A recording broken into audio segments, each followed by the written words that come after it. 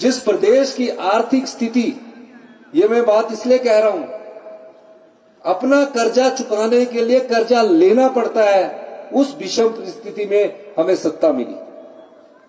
हम उस चुनौती का सामना करते रहे, हम उससे घबराए नहीं। हमने बोला कि जो चुनौती है उसका हम सामना करेंगे।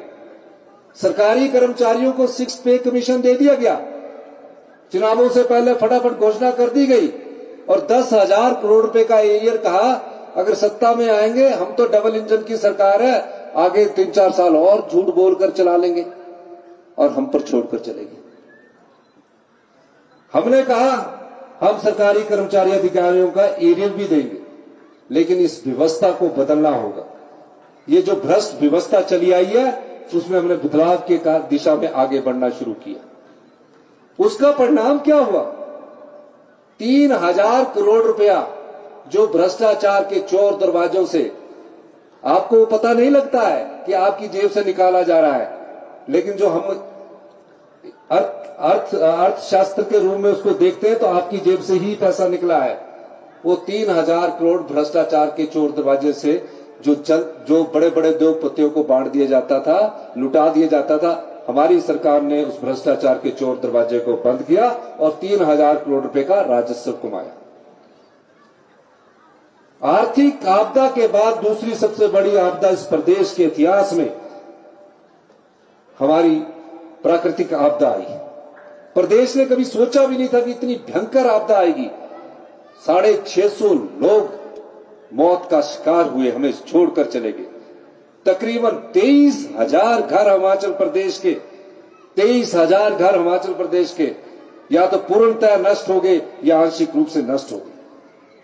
7 जुलाई 2023 को कुल्लू में इतनी भयंकर आपदा आई, मैं अपने विधानसभा क्षेत्र में था। पूरा मंत्रिमंडल और हम सब लोग वहां पहुंचे, कुल्लू पहुंचे। ना बिजली थी, ना सड़क थी, ना पीने का पानी था। ऐसी भयंकर आपदा हमारे जीवन काल में हमने कभी नहीं देखी।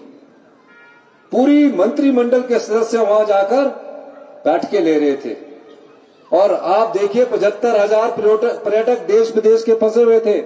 कोई घटना हो जाती, हिमाचल की तरफ पर्यटक रुख ना करते। सभी मंत्रिमंडल के सदस्यों ने दिन रात मेहनत की और आपको मैं बताना चाहता हूं कि 48 घंटे में हमने बिजली वापस लाई और 75,000 पर्यटकों को सही सुरक्षित उनके स्थान पर ले गए। एक आपदा ऐसी आई कि 75,000 पर्यटक जाने के बाद चंद्रताल में 295 पूना, मुंबई, मंगलौर, मद्रास के पर्यटक फंसे हुए थे। 4-4 फुट बर्फ गिरी हुई थी और एसपी साहब भी वहां फंसे हुए थे, जो यहां किन्नौर के एसपी साहब है। हमने एयरफोर्स की मदद मांगी, एयरफोर्स ने एक सोटी ली, देश की एयरफोर्स ने एक सोटी ली। कहा लैंडिंग की सुविधा नहीं है, अगर कोई घटना घट जाएगी हम जिम्मेवार नहीं ले सकते। एक सोटी में वो हैंडीकैप्ड लोगों को निकाल कर लाए। अब दूसरी सोटी में उन्होंने जाने से मना कर दिया कि आप इस बारे में बोलिए कि अगर कोई घटना घटेगी उसकी जिम्मेवारी अगर सरकार लेती है। अब क्या करें, जहां देश की एयरफोर्स ने इस प्रकार की बात कही, हमारे पास कोई विकल्प नहीं था। उतने में मनाली से मीटिंग करके जगत नेगी जी वापिस आए। मैंने इनको कहा कि ऐसी है, इन्होंने कहा कि हम किन्नौर के लोग हैं, हम बर्फ से लड़ना जानते हैं, मैं वहां जाने की सोचता हूं। मैंने कहा नेगी जी आपकी उम्र 65 साल से ऊपर है। कहा कोई बात नहीं, मैं सुंदर ठाकुर जी, जगत जी और संजय अवस्थी जी इनको लोसर में उतार कर आए और जब रात के 2 बजे सैटेलाइट से फोन किया कि हम 295 लोग जो 4 दिन से बर्फ के अंदर फंसे थे, खाना पानी बंद होने वाला था, 2 दिन की घटना हो जाती तो कम से कम उसमें से कुछ लोग जिंदा ना बचते। 14 गाड़ियों के साथ रात सुबह जब 4 बजे चले तब हमने सांस ली कि जगत सिंह नेगी जी और संजय अवस्थी ने 295 लोगों को वहां सही सलामत पहुंचाया।